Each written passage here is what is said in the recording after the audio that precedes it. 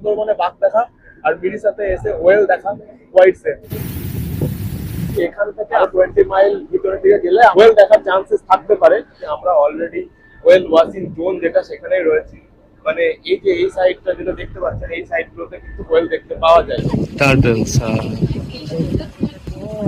C turtle, সব বোটেই কিন্তু whale খোঁজার চেষ্টা করছে, বাট আমরা এখনো অব্দি স্পট করতে পারিনি। আদৌ হোয়েল দেখতে পাই কি না পাই সেটাও একটা বড় প্রশ্ন। আপনাদের যদি কারো ইচ্ছা থাকে লাইফে একবারের জন্য হলেও হোয়েল দেখতে যাওয়ার বা হোয়েল দেখতে পাওয়ার, তাহলে মিরিসাতে এসে এই হোয়েল ওয়াচিং অ্যাক্টিভিটিটা একবার হলেও ট্রাই করে দেখতে পারেন। তবে প্রথমেই যেটা বলে রাখি, হোয়েল ওয়াচিং অ্যাক্টিভিটি কিন্তু আর্লি মর্নিংয়ে শুরু হয়।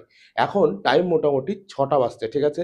6টা 15 আমার পিক আপ আছে হস্টেলের একদম মেন গেট থেকে। যে এজেন্সি থ্রু আমার বুকিং হয়েছে তারা কিন্তু টুকটুক পাঠিয়ে দেবে আমাদের হোটেল থেকে পিক আপের জন্য। আই এম সুপার এক্সাইটেড, কারণ আমি শুনেছি অনেক বোট আছে এখানে, বিভিন্ন রকম বোটে করে এই হোয়েল ওয়াচিং অ্যাক্টিভিটিটা শুরু হয়।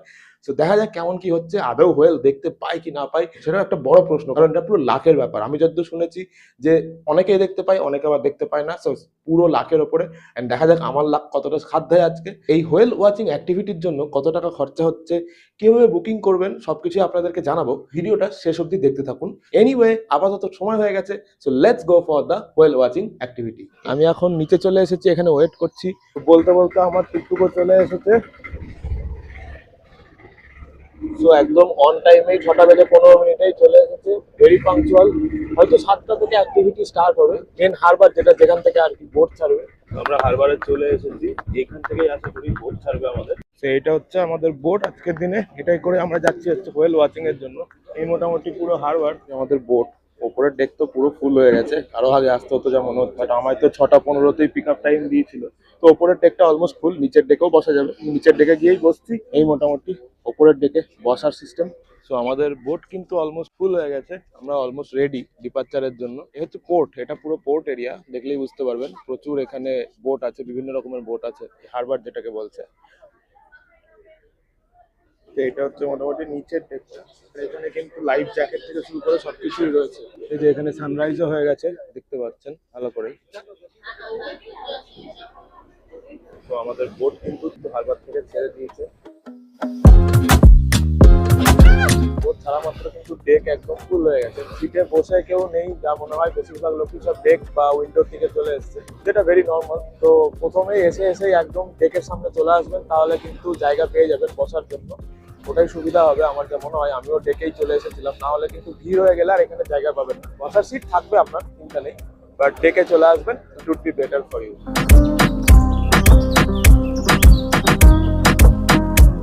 তো যেটা বলছে আর কি, এখান থেকে 20 মাইল ভিতরের দিকে গেলে হোয়েল দেখার চান্সেস থাকতে পারে, but you have to be lucky enough to like spot the whales or turtles and everything. But 20 mile এখান থেকে মানে অনেকটাই দূর। এটা হচ্ছে আমরা কিছুটা এগিয়ে এসেছি, মোটামুটি বোট ছেড়েছে 7টার সময় ডট। এখন 7:30 8টা মতো বাজতে, আধা ঘন্টা 40 মিনিট আমরা এগিয়ে এসেছি। আর একটু ভেতরের দিকে যেতে হবে, তাহলে যদি আমরা হোয়েল স্পট করতে পারি। বাট এভরিডে কিন্তু দেখা যায় না। আমাকে এখানকার ট্যুর অর্গানাইজার যারা, তারাই বললো আর কি, যদি লাকি হও তাহলে কিন্তু ওয়েব দেখতে যেতেও পারো। বাট লেটস সি কি হয়। I am super excited. আর হ্যাঁ, এই যে ট্যুর আমি একটা বুক করেছি, একটা অ্যাকচুয়ালি আমার হস্টেল থেকে বুক করেছি। এছাড়াও প্রচুর ওয়েবসাইট আছে, আমি ওদের নাম আর হোয়াটসঅ্যাপ নাম্বার আপনাদেরকে দিয়ে দেবো ভিডিও ডেসক্রিপশনে, তাহলে ওনাদের থেকে আপনারা বুকিং করে নিতে পারবেন। তবে এই ট্যুরের মধ্যে কিন্তু ব্রেকফাস্ট ইনক্লুডেড থাকে আমি যতদূর জানি। এবার দেখা যাক আমাদেরকে কখন ব্রেকফাস্ট দেয়, আর ট্যুরের জন্য কত টাকা লেগেছে সেটাও আপনাদেরকে বলে দেবো ট্যুরটা এন্ড হলে। এন্ড আদৌ ওয়ার্থ ইট হচ্ছে কিনা সেটাও আপনাদেরকে বলে দেবো, তবে আপনারা বিচার করে আসতে পারেন। বাট আমি এই জিনিসটা আমার খুব এক্সাইটেড লেগেছিল। আমি গেট ইউর গাইডেও দেখেছিলাম এই হোয়েল ওয়াচিং অ্যাক্টিভিটিটা মিরির সাথে, তো সেই জন্য আর কি আমি বুক করে নিয়েছি। লেটস সি কি হয়, আদৌ হোয়েল দেখতে পাই কি না পাই। টার্টেলও দেখা যায় বলছে, let's hope for the best and let's see how it will go. Whale কিন্তু এখন আমরা দেখতে পাইনি, বাট ব্রেকফাস্ট চলে এসেছে।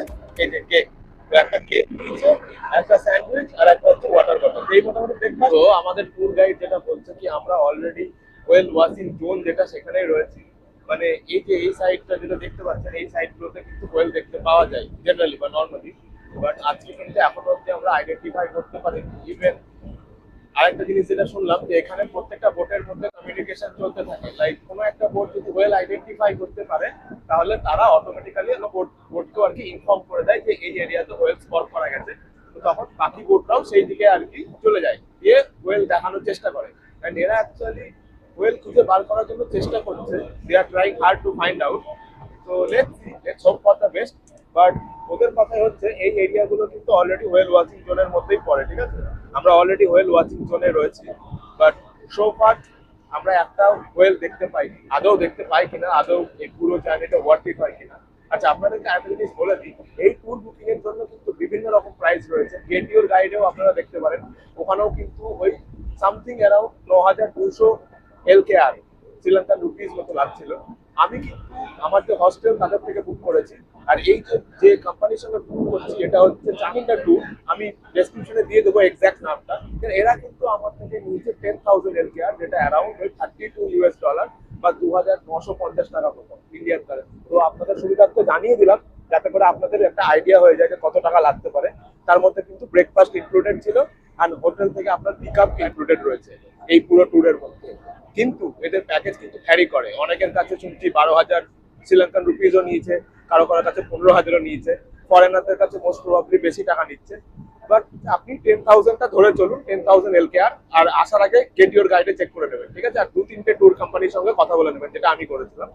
বাকি আমরা এখন ওয়েল খোঁজার চেষ্টাতেই আছি, দেখা যাক খুঁজে পাই কিনা। আপনাদেরকে তো দেখাবো এই সপ্তাহে।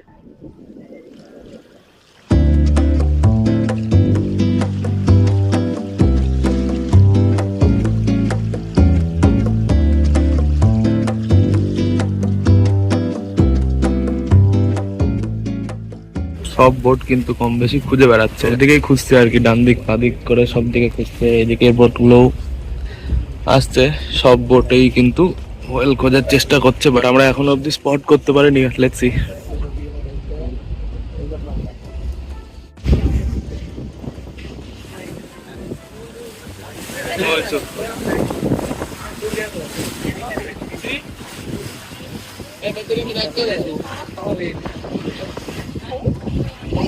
Turtles,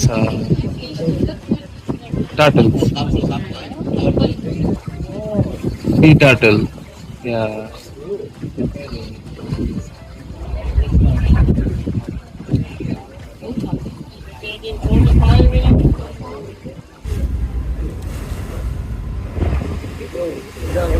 যদিও এখানকার সবকটা বোট কিন্তু অনেক চেষ্টা করছে হোয়েল খুঁজে বার করার, বাট স্টিল হার্ড লাগে আর কি, এখনো অবধি আমরা দেখতে পাইনি।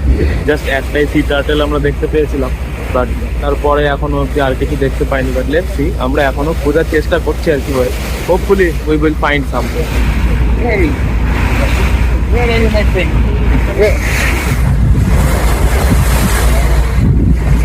Where I don't. There.